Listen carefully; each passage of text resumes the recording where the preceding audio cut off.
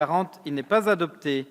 Nous allons maintenant appeler un certain nombre d'amendements qui peuvent être soumis à une discussion commune. D'abord l'amendement 71, Madame Bagné. Ça marche pas. Merci Monsieur le Président. Donc c'est un amendement qui vise à améliorer la prévention de la récidive. Cet amendement prévoit de permettre aux maires et aux chefs d'établissement d'avoir accès aux informations du fichier judiciaire national automatisé des auteurs d'infractions sexuelles ou violentes. De fait, il est déjà prévu que les maires puissent avoir des informations qui sont communiquées par le préfet, mais seulement en cas de décision administrative, en cas de recrutement, par exemple, de personnel qui travaille auprès des enfants. Or, il me paraît essentiel que les maires puissent être informés de toute présence d'un auteur d'infraction sexuelle sur leur commune. Les auteurs d'infractions sexuelles récidivent dans un quart des cas, c'est énorme. Et en fait, les maires ou les chefs d'établissement, on le sait, sont dépositaires d'énormément d'informations et ils peuvent être informés d'indices qui peuvent les amener à penser qu'un auteur d'infraction sexuelle peut récidiver. Mon amendement vise non seulement à prévenir la récidive, évidemment pour les victimes potentielles, mais cet amendement vise aussi à aider les auteurs eux-mêmes d'infractions sexuelles, puisqu'ils sont quand même sujets à récidive, et c'est aussi savoir les accompagner que d'être au courant de leur situation et pouvoir éventuellement prévenir la récidive si l'on sent qu'ils sont susceptibles de récidiver. Donc voilà pour cet amendement.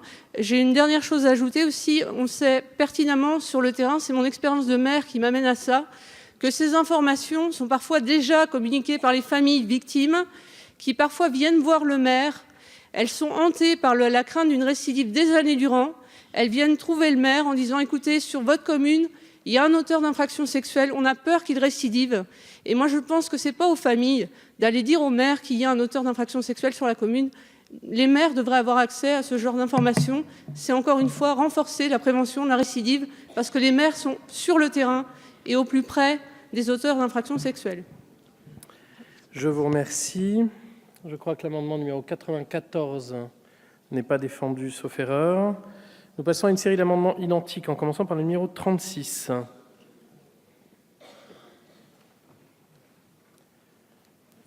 Vous avez la parole, Madame Boel. Merci, Monsieur le Président. Madame la Ministre, Madame la Rapporteure, alors dans le prolongement de ce qui vient d'être dit et ce qui sera dit tout à l'heure par mon collègue Sébastien Huyghe, à ce jour, c'est vrai que les directeurs d'établissements scolaires ne peuvent pas accéder aux informations du fichier judiciaire national automatisé des auteurs d'infractions sexuelles ou violentes, et cet amendement pourrait leur permettre de consulter ce fichier. Aujourd'hui, suite à un décret du Conseil d'État, cet accès est possible au rectorat et aux inspections académiques, ainsi qu'à la direction chargée des ressources humaines du ministère de l'Éducation nationale. Mais c'est pourtant les directeurs d'établissement directement confrontés à ces problématiques, qui sont au contact direct avec les élèves et possiblement des prédateurs sexuels, d'en être informés, car ils sont les plus à même à prévenir les menaces. Je vous remercie. Je vous remercie. Nous passons au 247.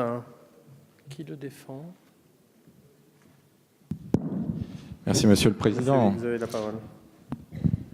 Les chefs d'établissement sont en première ligne pour défendre nos enfants. C'est dans les établissements que nos enfants passent le plus clair de leur temps. C'est là où ils peuvent être le plus vulnérables. Alors, je veux dire, pas dans l'établissement, mais à l'entrée et à la sortie.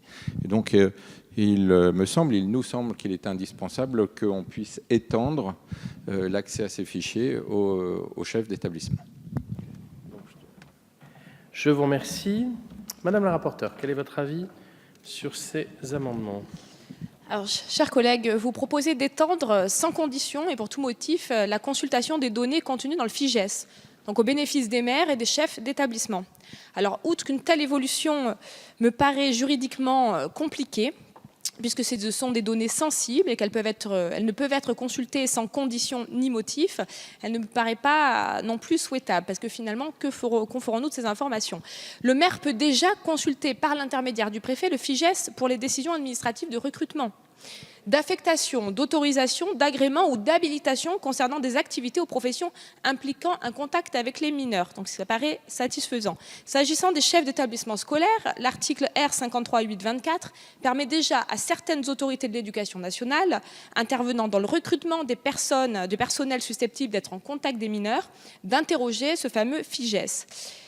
La DRH du ministère de l'Éducation nationale et de l'enseignement supérieur, les rectorats et les inspections académiques ainsi que la direction de la jeunesse et de l'éducation populaire et de la direction des sports peuvent le consulter. Il n'y a donc pas lieu d'étendre cette faculté aux directeurs d'établissements scolaires qui peuvent, en tant que besoin, interroger leurs autorités de tutelle pour avoir les renseignements utiles. Donc il y a un avis défavorable pour l'ensemble de ces amendements. Je vous remercie. Madame la ministre. Monsieur le Président, Madame la rapporteure, je ne reviens pas sur les arguments de la rapporteure que le gouvernement partage entièrement. Juste rappeler aussi que les directeurs d'établissements scolaires ont déjà accès au FIGES. L'accès se fait par l'intermédiaire des rectorats et inspections académiques pour les raisons qui ont été évoquées par la rapporteure. Et par ailleurs, les maires sont déjà destinataires par l'intermédiaire des préfets. Donc c'est un avis défavorable également que remet le gouvernement. Je vous remercie. Madame Ménard, vous avez demandé la parole. Oui, merci Monsieur le Président. Très brièvement, parce qu'en fait, c'est une discussion qu'on a déjà eue à propos d'autres fichiers, notamment le FSPRT. Pas pour les chefs d'établissement scolaire, évidemment, mais pour les maires. Et je voudrais effectivement appuyer cette demande, parce qu'il me semble que c'est très important que les maires puissent être au courant de qui réside sur la commune, et notamment pour une raison très simple, qui est que le maire doit pouvoir savoir, puisqu'il est responsable aussi dans les établissements scolaires pour la petite enfance, doit pouvoir savoir, par exemple, s'il y a du personnel municipal qui est susceptible de figurer sur l'un ou l'autre fichier. Et s'il ne met pas lui-même en danger, puisqu'il est responsable de ce personnel municipal, s'il ne met pas lui-même en danger des enfants, par exemple, en les mettant en contact avec des gens qui seraient effectivement sur ces différents fichiers, que ce soit le FISEC ou le FSPRT. Voilà, donc moi je suis pour et je soutiens ces amendements. Merci. Je vous remercie. Alors attendez, j'ai une demande de parole. Madame Debauchère, vous avez la parole. Merci, Monsieur le Président. Juste une précision concernant la récidive. Je crois qu'il existe aujourd'hui, de par la loi du 17 juin 1998, le suivi socio-judiciaire. On a un dispositif qui permet d'assurer le contrôle des personnes condamnées après la peine privative, une fois que la peine privative de liberté est purgée. Je crois simplement que ce dispositif, il suffit peut-être de l'utiliser encore mieux. Pourquoi pas démarrer au début justement de la période carcérale, sans doute pour lutter contre la récidive, ce serait plus efficace que donner la possibilité aux chefs d'établissement ou autres d'être au courant de cas particuliers. Merci. Je vous remercie. Alors je vais équilibrer sur les différents groupes. Madame Oconi, Madame Bagné.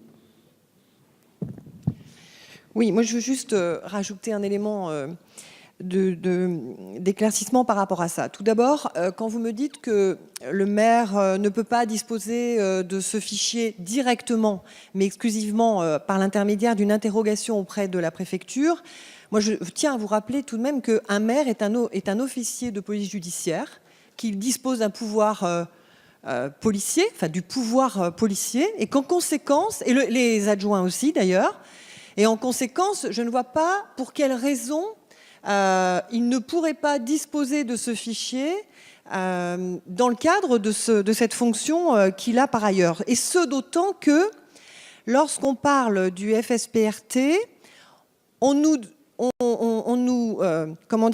indique qu'il n'est pas possible pour les maires, bien qu'ils soient officiers de la police judiciaire, officiers de police judiciaire, qui ne puissent pas disposer de ce fichier parce que dans ce fichier FSPRT, il n'y a pas de condamnation, mais juste une suspicion de danger. Là, on a des hommes qui sont condamnés, qui peuvent être de potentiels dangers, et on en a eu l'illustration par l'affaire dramatique du nord de la France, de la petite Angélique.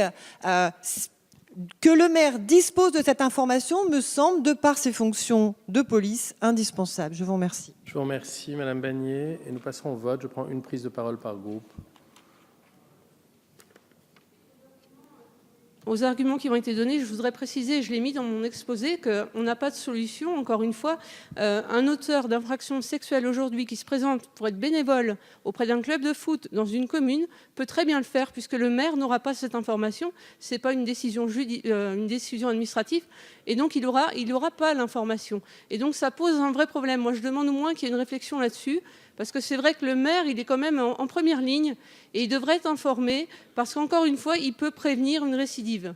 C'est simplement ça, c'est vraiment une solution d'efficacité pour prévenir la récidive.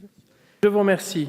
Pour le suivi socio-judiciaire, il y a énormément d'auteurs d'infractions sexuelles qui ont été condamnés avant 1998 et qui n'ont pas eu ce suivi. Je vous remercie, Madame Bagné.